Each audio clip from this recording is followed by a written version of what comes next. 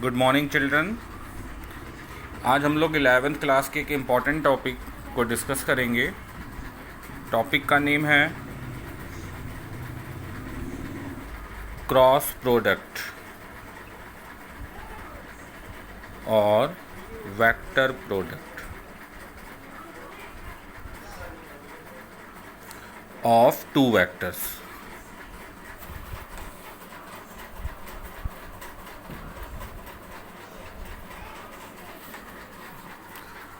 तो cross product और vector product क्या होता है? अगर हम दो वेक्टर्स का प्रोडक्ट करें और प्रोडक्ट से जो हमारा आंसर आता है वो भी एक वेक्टर क्वांटिटी है, तो आप बोलते हैं इन दोनों वेक्टर्स का क्रॉस प्रोडक्ट हुआ है। ठीक है। अब इसके लिए अगर आप एग्ज़ाम्पल टेक करना चाहें तो फॉर एग्ज़ाम्पल जैसे moment of force,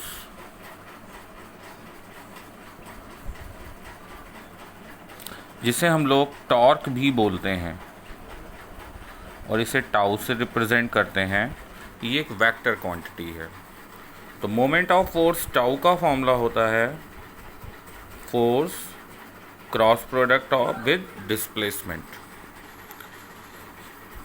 moment of force और टॉर्क ये आपका एक एग्जांपल है क्रॉस प्रोडक्ट का, जो हम लोग बाद में रोटेशन मोशन में और अच्छे से पढ़ेंगे। फॉर एन एग्जांपल एक और लेते हैं। सपोज दैट अगर आप दो वेक्टर्स ले रहे हैं एक ही प्लेन पे, for an example this one is vector A and this one is vector B, and the angle between vector A to vector B is theta. Then the formula of cross product of vector A and vector B is mod of A into mod of B into sin theta into n cap। ये portion magnitude show करेगा और ये portion direction देगा। So direction क्या होगी? जब आप anti clockwise angle move करेंगे, ए टू बी आप जब मूव कर रहे हैं एंटी क्लॉकवाइज, तो क्रॉस प्रोडक्ट की जो डायरेक्शन होगी वो इन दोनों वेक्टर्स के म्यूचुअली परपेंडिकुलर होगी and upward. It means A cross B आपका इस डायरेक्शन में जाएगा और ए क्रॉस बी में डायरेक्शन कौन प्रोवाइड करा रहा था? N cap. तो यही डायरेक्शन आपके एन कैप की होगी। तो ये आपका एक जनरल फॉर्मूला है इसका। ठीक है। इसके बाद हम लोग इसकी प्रॉपर्टीज़ को देखेंगे, और अगर प्रॉपर्टीज़ देखते हैं तो प्रॉपर्टीज़ में फर्स्ट प्रॉपर्टी आती है इसकी commutative law. Commutative law, commutative law में क्या होगा? A cross B is equal to vector B cross vector A. कैसे होगा ये? तो ज़रा इसको ध्यान से देखिए। अभी हम लोग ने एक एग्जांपल टेक किया था कि अगर आप ये दो वेक्टर्स लेते हैं सेम प्लेन में, vector A and vector B, और आप ए टू बी एंगल लेते हैं theta, so A cross B आपका क्या हो जाएगा? Mod of A into mod of B. A to B का एंगल आपका है theta, so sine theta N cap. Anti clockwise आप मूव कर रहे हैं ए टू बी, तो एन कैप की डायरेक्शन आपकी ये हो गई। तो यही आपका ए क्रॉस बी हो गया। बट अगर आप बी क्रॉस ए करते हैं तो इस कंडीशन पे formula mod of B mod of A, और एंगल अब आपका क्या हो जाएगा? अब आप बी टू ए मूव कर रहे हैं तो आपको एंगल ये लेना होगा। तो इस कंडीशन पे एंगल आपका हो गया 360 माइनस थीटा, तो sine 360 minus theta N cap. 360 minus theta is in fourth quadrant, so value of sine theta will be negative. So finally answer is minus mod of A mod of B sine theta N cap.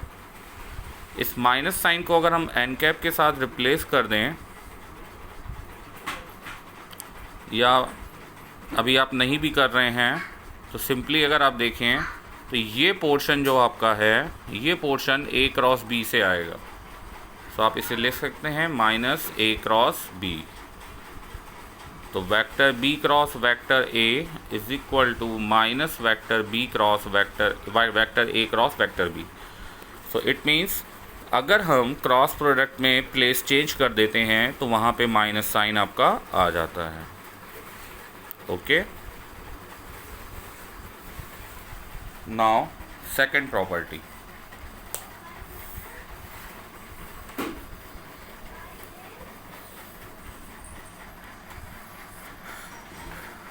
Suppose that if there are two vectors which are parallel to each other, vector A, vector B, or anti-parallel, vector P, vector Q.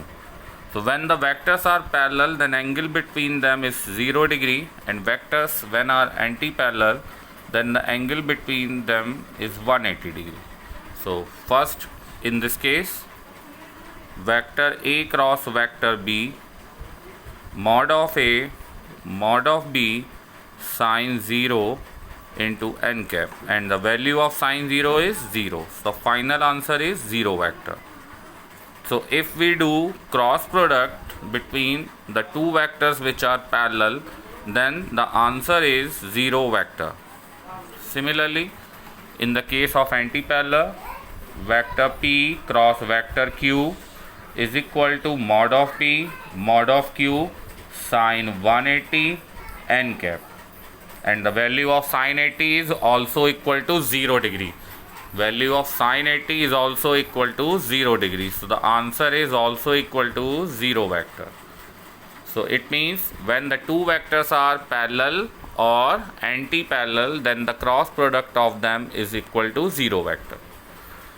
Now the next one, if the two vectors are perpendicular to each other like this, and angle between them is equal to 90, so the cross product of them is equal to mod of A mod of B sin 90 into n cap.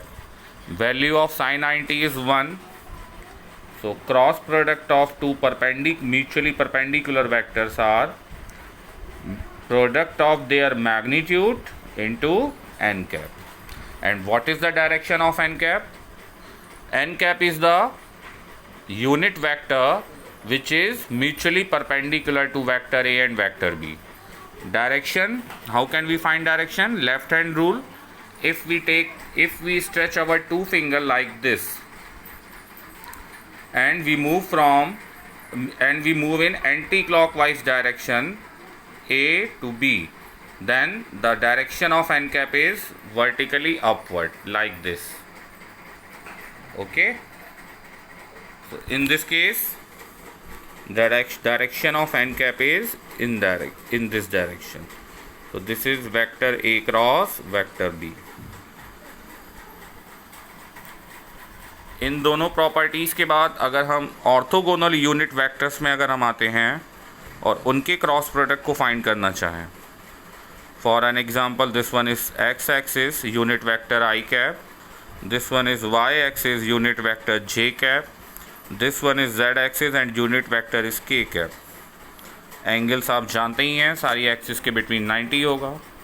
So when we do I cross J, magnitude of I cap is 1, magnitude of j cap is 1, angle between them I to j आप move कर रहे हैं anti clockwise, so we take positive angle 90, and unit vector, यहाँ पे आपको ध्यान देना है I एंड j के म्यूचुअली परपेंडिकुलर यूनिट वेक्टर क्या होगा, k कैप, और डायरेक्शन एंटी क्लॉकवाइज आप मूव कर रहे हैं इसलिए इस डायरेक्शन में, तो यहाँ पर ये हो जाएगा आपका k cap. So what is the value of I cross j? I cross j value is k cap. But when we invert it, it means j cross I. Then by the law of commutation, the value is minus के cap. ठीक है।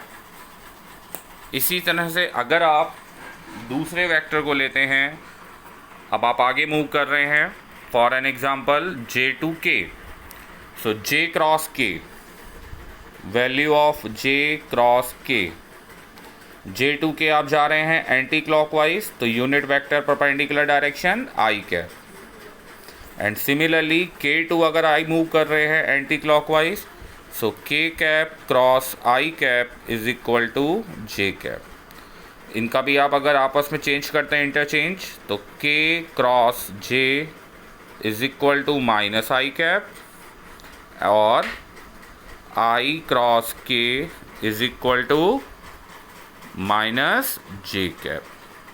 तो ये formulas आपके लिए बहुत important हैं, इनको आप ध्यान से देखिएगा और मुझे ये उम्मीद है कि ये आप लोग को अभी समझ में आ रहा होगा। सिमिलरली अगर आप एक और फॉर्मूला देखें, सेम करते हैं, cross product between the two unit vector, same, तो I cross I, value of I cap is 1, value of I cap is 1, angle between them is 0, और unit vector suppose that N cap, then sine 0 value is 0. So when we do I cross I, then we get 0 vector. Similarly J cross J, then we get 0 vector, and K cross K, then we get also 0 vector. Okay. इसके बाद एक और most important और last point आता है इसकी property का. if we want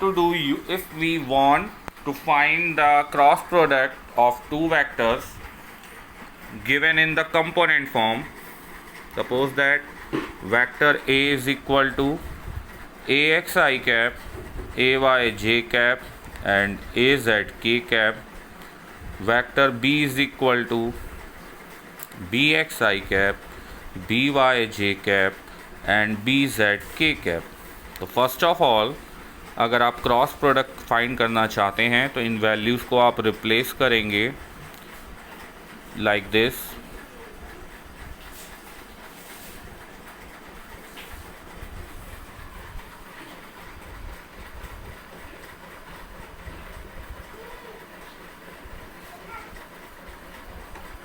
now अगर आप इस पोर्शन को करते हैं, इसको टेक करें और इसका प्रोडक्ट तीनों में करना है, तो आपको सीक्वेंस का ध्यान रखना है. फर्स्ट ये है, उसके बाद आपकी ये, तो प्रोडक्ट करेंगे. सो मैग्नीट्यूड का प्रोडक्ट फर्स्ट लिखेंगे. So A X B X, unit vector I cap cross I cap, plus A X B Y, unit vector I cap cross J cap. Sequence को ध्यान रखिएगा. फर्स्ट ए एक्स है तो A X vector, B Y, then J cap, A X B Z, I cross K vector, plus now A Y B X, first vector A Y, so J cap cross I cap, then A Y B Y, J cap cross J cap, and the last ay bz j cap cross k cap. Now the last one az, so az bx z vector az, so k cap cross I cap, az by, so k cap cross j cap. Now az bz k cap cross k cap. Okay, so as we discussed earlier, I cross I, J cross J, and K cross K, the value of all these product is equal to 0. and इस type में अगर आप एक anti clockwise direction में form ले लें, I J K, और आप एंटी क्लॉकवाइज मूव करेंगे तो पॉजिटिव, तो I क्रॉस J इस के cap, J cross K I cap, and K cross I is equal to J cap. तो इन वैल्यूज़ को अगर मैं यहाँ पे रिप्लेस करता हूँ तो I cross I 0, J cross J 0 and K cross K 0। तो ये पार्ट आपका ए क्रॉस बी क्या होगा? तो ए क्रॉस बी, ये पार्ट आपका 0। Second part I cross J की वैल्यू के है, so A X B Y K cap. I cross K cross I is J cap, so I cross K is minus J cap, so we get A X B Z minus J cap. J cross I J cross I cross J is K, so J cross I is minus के, so plus ए Y B X minus के cap, then 0, then j cross k value is I, so we get ay bz I cap, k cross I value is plus j, so az bx plus k cross I value is plus j cap, k cross j, next one, j cross k is I cap, so k cross j is minus I cap, so az by minus I cap, and the last one is equal to 0. Now I cap, there are two terms of I cap, so take common I cap from these two terms, so we get ay bz minus az by.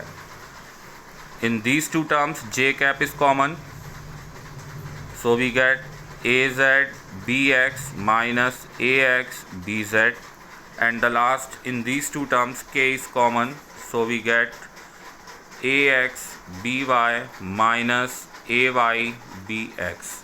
So this is the final answer of vector a and vector b cross product, but it is too long to solve the numerical part.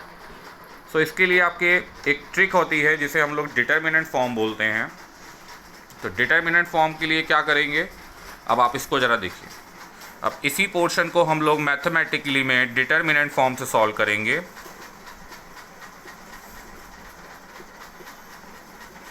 For this vector A is equal to A X I cap, A Y J cap and A Z K cap.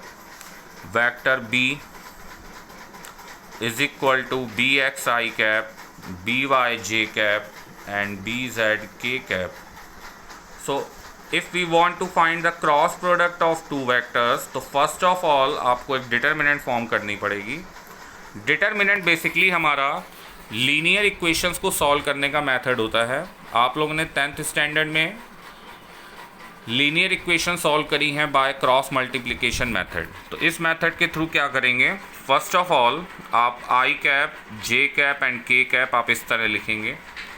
फिर A के तीनों component A X, A Y, A Z. Now B के तीनों component B X, B Y, B Z. इस type में आप इसे form करेंगे और इस फॉर्म को आप बोलते हैं डिटर्मिनेंट फॉर्म। ओके, अब आप इसे सॉल्व कैसे करेंगे, तो there are horizontal part, these horizontal parts are called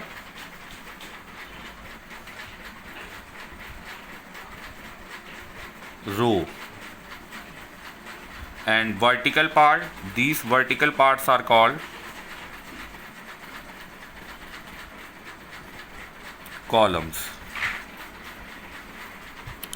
तो फर्स्ट ऑफ ऑल आपको आई कैप लिखना है और आई कैप को वर्टिकल और horizontal, it means rows and column के रिस्पेक्ट में हाइड करना है।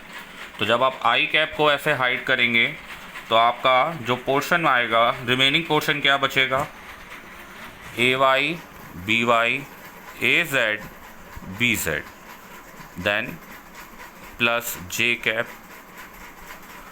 इसके बाद जे कैप को हाइड करेंगे तो आपका पोर्शन आएगा, जो रिमेनिंग पोर्शन बचेगा वो बचेगा A X B X A Z B Z.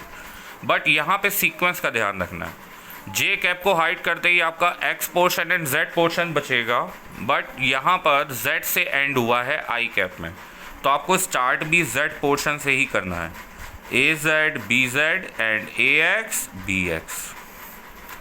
Okay, now K cap में आप हाइड करेंगे तो आपका पोर्शन बचेगा x एंड y वाला। लास्ट पोर्शन x से आपने एंड किया था, तो यहाँ पे भी आप x से ही स्टार्ट करेंगे, ax bx ay by। In case अगर आप यहाँ पे पोर्शन j वाला पोर्शन अगर आप हाइड करते हैं और आप कहते हैं कि नहीं यहाँ पे तो x पोर्शन पहले है और z पोर्शन बाद में है, आप वैसे ही लिखेंगे। तो अगर आप x पोर्शन को पहले लिखते हैं, z पोर्शन को बाद में लिखते हैं, इट मीन्स यहाँ पर आप सीक्वेंस ब्रेक कर दे रहे हैं। तो जब आप सीक्वेंस यहाँ पे ब्रेक करेंगे तो यहाँ पर आप पॉजिटिव की जगह पे नेगेटिव साइन पुट कर देंगे। ये दोनों ही मेथड हमारे बहुत फेमिलियर हैं, आप दोनों में से किसी का भी यूज़ करके डिटर्मिनेंट फॉर्म सॉल्व कर सकते हैं। अब सॉल्व कैसे करेंगे इसको? अब आपने क्रॉस प्रोडक्ट 10th स्टैंडर्ड में करा हुआ है, तो इस पोर्शन का प्रोडक्ट इसमें और इसका इसमें, then we get I cap A Y B Z minus A Z B Y. Similarly यहाँ पे करते हैं, मैं पॉजिटिव वाले पोर्शन से सॉल्व कर रहा हूँ, तो A Z B X minus A X B Z and the last one K cap A X B Y minus A Y B X. तो इस तरीके से आपने क्रॉस प्रोडक्ट को फाइंड कर लिया। देखिए अब ये दोनों आंसर टैली करिए, देखिए सेम आंसर हैं, ठीक है। तो आप इस मेथड के थ्रू सॉल्व करने में आपको बहुत टाइम लगेगा, ये लॉन्ग मेथड है, इससे सॉल्व नहीं करना है आपको। ये मैंने आपको खाली एक्सप्लेन किया था कि बेसिकली ऐसे होता है, लेकिन जब आप न्यूमेरिकल फॉर्म में आएंगे तो आप इसे इस पोर्शन से सॉल्व कर सकते हैं। तो ये वीडियो आपके लिए क्रॉस प्रोडक्ट से रिलेटेड था, क्रॉस प्रोडक्ट और उसकी प्रॉपर्टीज़ से। तो इसको देखिए और वीडियो को लाइक करिए। ओके।